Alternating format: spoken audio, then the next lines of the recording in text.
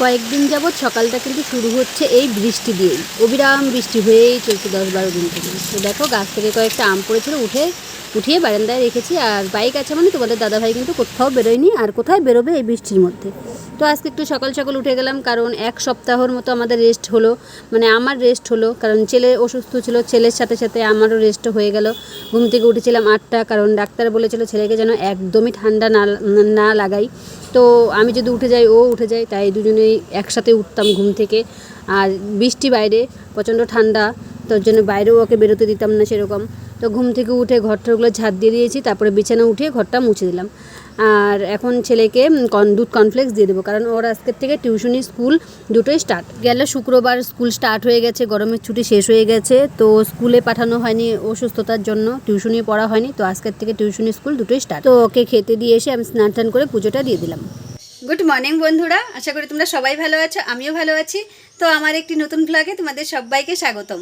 সকাল এখন 9টার মতো বাজে, আর আজকের ব্লগটা আমি এখান থেকে শুরু করছি। তো সকালের কাজকর্ম সব কমপ্লিট, আর এখন আমি বসিয়েছি খিচুড়ি। যেহেতু বাইরে বৃষ্টি পড়ছে, আর বৃষ্টির দিনে কিন্তু খিচুড়ি খেতে ভীষণ ভালো লাগে। তো সকালবেলা খিচুড়ি করব, ছেলেও পড়তে বসে গেছে, ও 10টাতে ছুটি হবে, ও খেয়ে স্কুলে চলে যাবে। তোমাদের দাদা ভাই আমি সবাই আজকে বাড়িতে আছে, সবাই খিচুড়িই খাবো সকালে। তারপরে দুপুরে কি রান্না করি সেটা পরের ব্যাপার। তো আজকে আবার একটা অন্নপ্রাশনের নিমন্ত্রণও আছে, বাড়ির সামনেই অন্নপ্রাশন বাড়ি, তো সেখানেও যাওয়ার আছে। তো চলো তোমরা পুরো ভিডিওটা দেখতে থাকো। এদিকে দেখো খিচুড়ি কিন্তু আমার প্রায় হয়ে গেছে, আর সঙ্গে করব পাঁপড় ভাজা আর ডিমের অমলেট।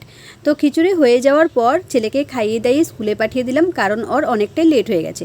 তারপর তোমাদের দাদাভাইকে দিয়ে দিলাম।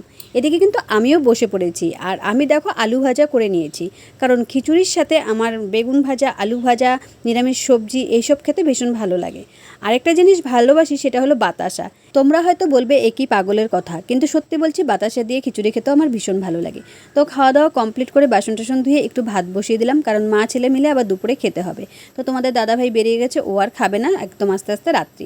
তো সয়াবিনের তরকারি ছিল, কালকে রাত্রে চিকেন করেছিলাম, সেটাও রয়ে গেছে। আর এদিকে দেখো অনেকটা খিচুড়ি কিন্তু বেঁচেও গেছে। তো এটাই আমরা দুপুরে খাওয়া দাওয়া করে নিলাম। বিকেলবেলা এসেছিলো আমার ছোটো যা, ওকে নিয়েই মানে সন্ধ্যাবেলা চলে গেলাম অন্নপ্রাশন বাড়ি। আর এই পুচকিটারই কিন্তু দেখো অন্নপ্রাশন, আর ওদের অন্নপ্রাশনটা দিয়েছিল বৈষ্ণব সভা দিয়ে। তো বৈষ্ণব সভার প্রসাদ খেতে কিন্তু ভীষণ ভালো লাগে। আর এদিকে দেখো অনেক কিন্তু গোপাল ঠাকুর, তো আমরা সবাই মিলে একটু ঠাকুর প্রণাম করে নিলাম, তারপরে চলে আসলাম খাওয়ার প্যান্ডেলে।